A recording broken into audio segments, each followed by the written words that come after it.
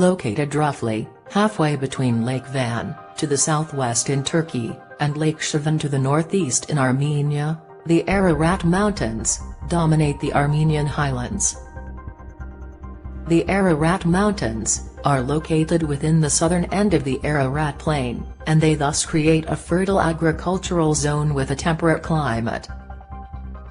Together, the Ararat Mountains straddle the borders of what are present-day Turkey, Armenia, Iran, and Azerbaijan. Mount Ararat or Greater Ararat rises to a height of 5,137 meters. Mount Ararat's neighboring mountain, Little Ararat or Ararat the Lesser, rises upwards to 3,925 meters. Mount Ararat and Little Ararat are the highest and sixth highest points in Turkey. On a clear day, both can be seen from downtown Yerevan, Armenia, which is 54 kilometers away from Mount Ararat. The monastery, Hervirip, additionally affords stunning views of the Ararat Mountains from Armenia. Ancient myths and legends. In ancient times, successive Mesopotamian peoples regarded the mountains as sacred, but they were also wary of the fierce, local inhabitants.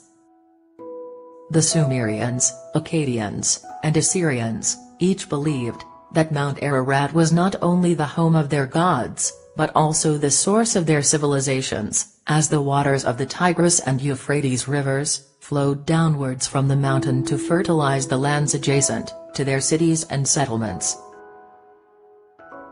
Assyrian texts, in particular, praise the holiness and majesty of the mountains, describing them as a place where heavenly birds cannot reach.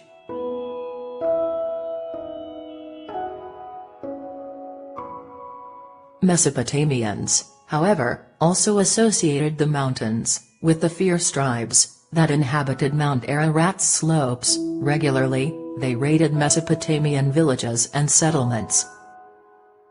Another perceived danger associated with Mount Ararat was that of disastrous flooding.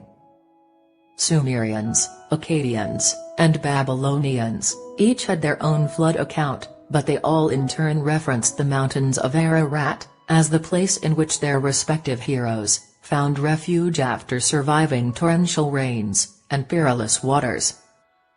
An ancient Akkadian tale, from the 3rd millennium BCE, delineates the exploits of a man called Utnapishti, who became immortal and survived a catastrophic flood by landing his vessel upon the tallest mountains in the north of his country. Gilgamesh, the celebrated Sumerian hero, reached a northerly mountain called Mashu, which was the location through which the sun rose and set every day. Ancient Armenians called the mountain Azatmasis, which meant holy and free in the Old Armenian language. Kads, which were guardian spirits of royal and noble families, dwelled on Greater Ararat. Pagan Armenians found it taboo to scale the mountains as they believed, much like the Sumerians, that Mount Ararat was the place where the sun came to rest during the night. Even after their conversion to Christianity, Armenians were still reluctant to risk climbing to Mount Ararat's peak. There is, nevertheless, a legend that King Turdit III, Armenia's first Christian king, climbed Mount Ararat to bring down stones for the foundations of 8 new churches.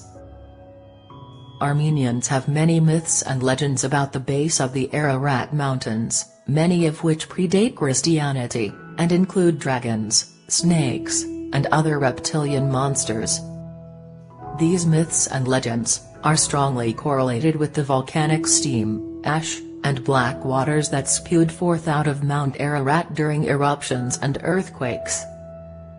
Movses Koronetsi, an Armenian historian, and the author of the History of Armenia, wrote that Armenians are the direct descendants of Noah, through his son Japheth, and that Haik, the mythical founder of Armenia, and ancestor to all Armenians, established his nation within the vicinity of Mount Ararat.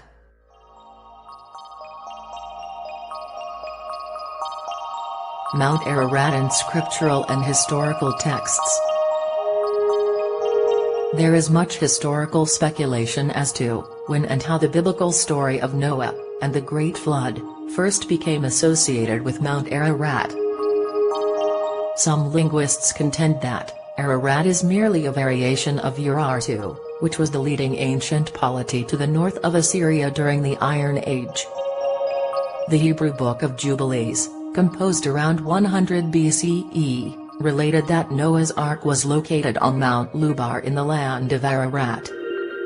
The Jewish historian, Flavius Josephus, used the Ararat to denote a mountain south of Lake Van, but he subsequently attested traditions that Noah's Ark came to rest on Mount Paris. In ways similar to the older Mesopotamian myths and legends, the Bible references the Mount Ararat, in Genesis 8:4, in relation to the story of Noah. And the ark rested in the 7th month, and on the 17th day of the month, upon the mountains of Ararat.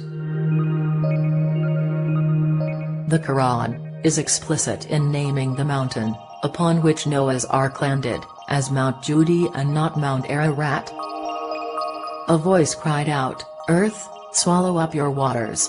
Heaven, cease your rain." The floods abated and his will was done. The ark came to rest upon Al-Judi, and a voice declared, "Gone are the evildoers."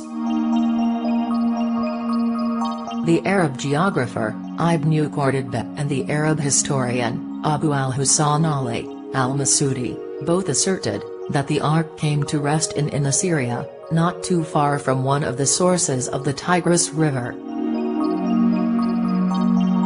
Previously, it was thought by some historians that the presence of Jews in Armenia's Araxes Valley might have provided the catalyst in the reassociation of Mount Ararat with Noah's Ark, but this assertion seems improbable. Just like historians throughout early medieval Europe, early Armenian historians opined that the biblical Ararat was located in the ancient province of Corduene, situated to the southeast of Lake Van.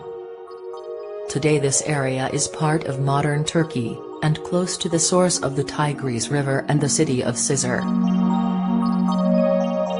The arrival of European crusaders, and intermarriage between Armenians and European crusaders in the 11th and 12th century, seem to have accelerated the reassertion that Mount Ararat was the spot where the ark came to land. When Europeans returned to continental Europe from the Holy Land or Armenia, they reiterated that Mount Ararat, located in the heart of Armenia, was where the ark could be found.